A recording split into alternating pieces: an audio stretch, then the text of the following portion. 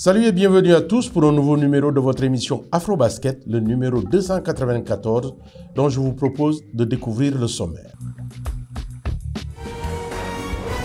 Au sommaire de ce numéro, qui sera entièrement consacré à l'élite 16 qui vient de s'achever à Abidjan en Côte d'Ivoire, nous allons revivre avec vous les meilleurs moments. Ensuite, Mika Slam Dunk nous fera un portrait croisé des deux équipes qualifiées à la BAL 2025. Et enfin, nous terminerons avec les meilleurs paniers de cette compétition. Ce fut une véritable bataille pour s'acquérir les deux places qualificatives à la BAL. De belles empoignades et des matchs serrés et indécis entre différents clubs. Voilà ce que nous avons vécu à Abidjan, Malik Daou. La division ouest de la Road to BAL Elite 16 a livré son verdict le dimanche 10 novembre dernier au Palais des Sports de Treichville à Abidjan. Al-Ali Sporting Club de Tripoli a battu en finale le Stade malien 71-68. Libyens et Maliens disputeront donc la saison régulière de la BAL.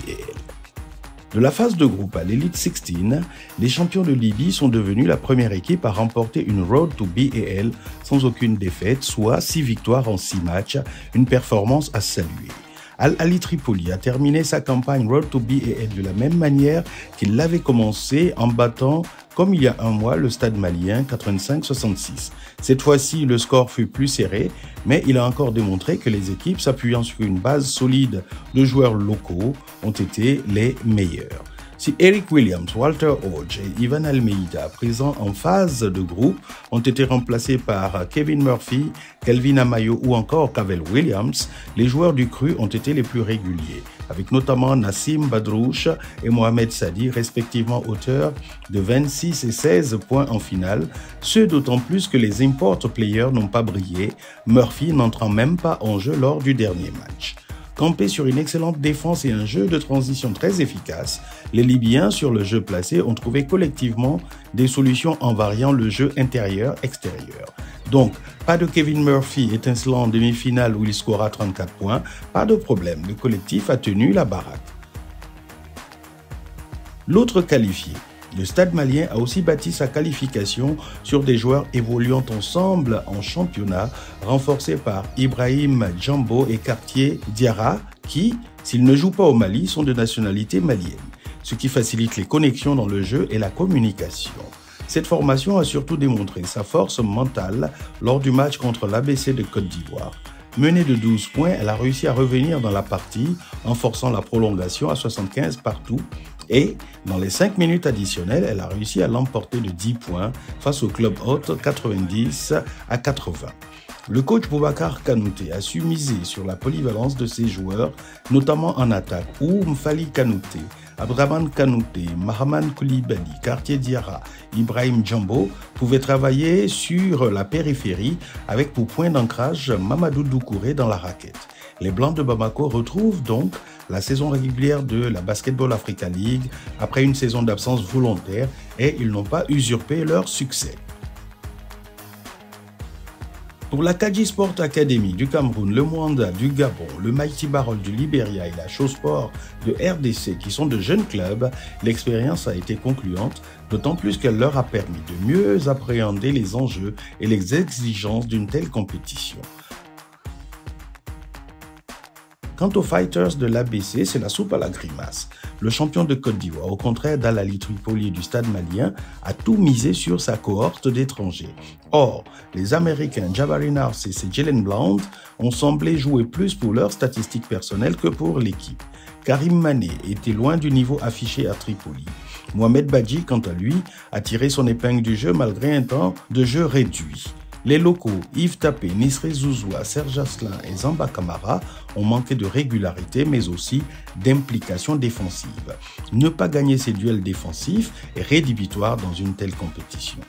En attaque, l'ABC a usé et abusé de tirs à 3 points avec un pourcentage de 33%, oubliant qu'il fallait être aussi prolifique au lancer franc.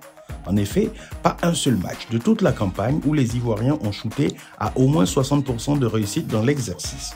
L'ABC ne peut donc s'en prendre qu'à lui-même.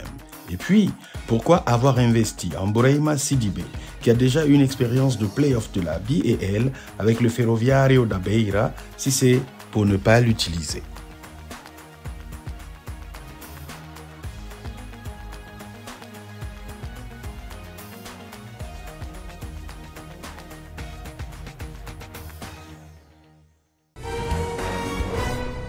À l'issue de ces confrontations, deux équipes ont démontré leur suprématie. Ce sont le Stade malien de Bamako et Al Ahly Tripoli de Libye. Mika nous fait un portrait croisé de ces deux équipes. La division ouest de l'élite 16 du Road to Ball a rendu son verdict à Abidjan en Côte d'Ivoire. Al Ahly Tripoli Sport Club de la Libye et le Stade malien du Mali se sont qualifiés au terme d'un tournoi intense. En finale, l'équipe d'Al Ahly, champion de Libye en titre, a disposé des Maliens après un match riche en rebondissements sur le score de 71-68. Les deux équipes se sont déjà rencontrées lors de la toute première match du Road to Ball. Avec la même sanction, l'équipe de Al Ahly, victoire 85-66. Al Ahly Tripoli a la lourde tâche de succéder à Al Ahly Benghazi qui a atteint la finale du BAL l'année dernière. Al Ahly Tripoli Sport Club est une équipe habituée au haut de tableau en Libye, avec 16 championnats de Libye et 9 coupes. Au niveau continental, l'équipe attend encore son heure de gloire. Néanmoins, ils ont terminé deuxième du FIBA Africa Champions Cup en 2001. Al Ahly Tripoli a préparé sa saison pour être la sensation 2024-2025 de la balle. Avec une effectif taille XXL emmené par des grands joueurs comme le génial shooter américain Kevin Marquis Murphy ou encore l'ailier fort sud-soudanais Deng Angok Yak qui affiche cette saison à 17,8 points et 10,8 rebonds.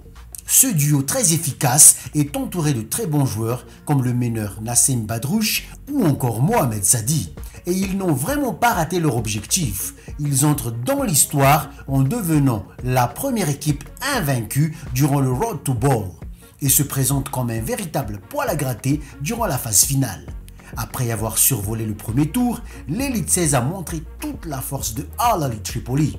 Un premier match de patron face au Mighty Barolé du Libéria, victoire aisée 99-75.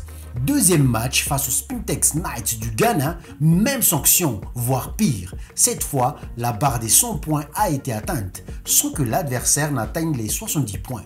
Score fleuve 101-69. Le troisième match fut une toute autre histoire. Kadji Sport Academy du Cameroun a montré une belle résistance, ne rendant l'arme qu'au tout dernier moment, 96-91. Le défi le plus élevé pour Al Ahly Tripoli fut la demi-finale face aux ABC Fighters de la Côte d'Ivoire. L'équipe d'Abidjan pensait avoir son ticket en main, mais c'est finalement le champion de Libye qui a eu le dernier mot. Autre équipe de la division ouest et également très attendue, le Stade malien du Mali qui arrache sa qualification aux dépens de leur large victoire en demi-finale face au Kadji Sport Academy du Cameroun. Un match attendu comme serré mais qui a finalement tourné en démonstration pour le Stade malien. Avant ce match, le représentant du Mali a déjà montré toute l'étendue de sa puissance pendant sa campagne en terre ivoirienne. Envoyé dans le groupe A de l'élite 16, le premier match face aux ABC Fighters fut un parcours de combattants. Les Maliens s'en sortent seulement 90-80 après prolongation. Deuxième match, nouveau défi.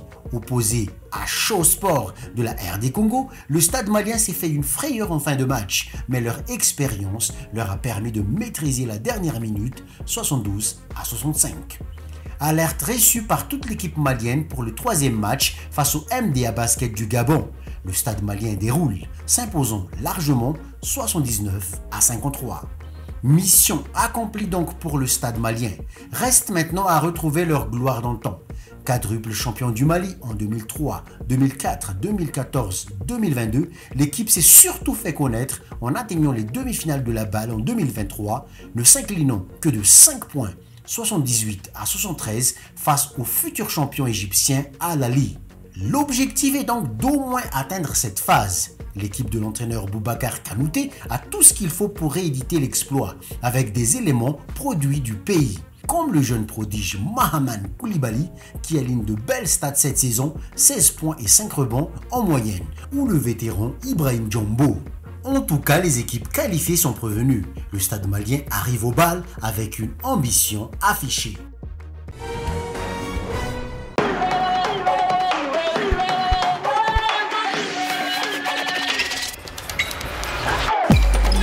Oh my goodness! No, it gets rejected. It's in. Just made it look easy.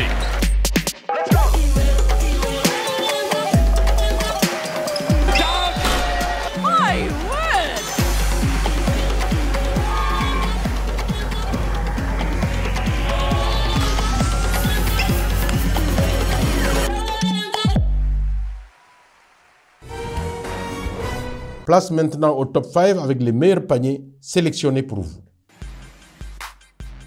La en jeu. Il n'est pas sorti du terrain. Ça monte dedans pour Doucouré. Et le Stade Malien qui se rapproche à moins 11. 40-29. L'extérieur. Abdraman Kanouté.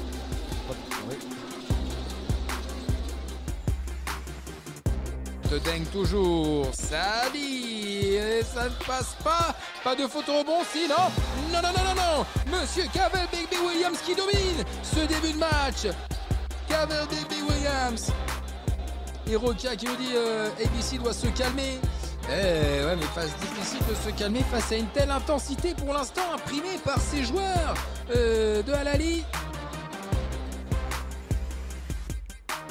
Ce ballon tout simplement qui avait Baby Williams, attention, allez, il le perd ce ballon, il le perd, la récupération de Mbadji, oh là tout le monde a lâché totalement, tout le monde a lâché, personne n'est revenu, il faut pas lâcher du côté de Al-Ahly, et Mbadji qui lui ne lâche certainement pas, et qui demande au public d'enflammer ce palais des sports temps mort, mesdames et messieurs, on coupe le son et on est de retour dans un instant, on laisse les gens se plonger dans l'ambiance du palais des sports de Treichville.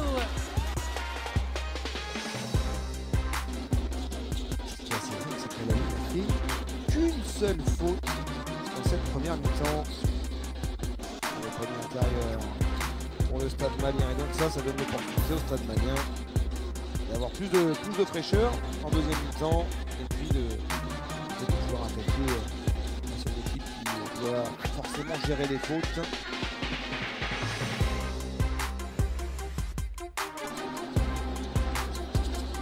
Alors récupéré par Mohamed Sadi. La solution avec ballon rush, première intention, à 3 points, quelle entame des Libyens. Déjà 22 points marqués par les hommes de Fouad Bouchakra. Le temps mort demandé par le Stade Malien. On joue depuis...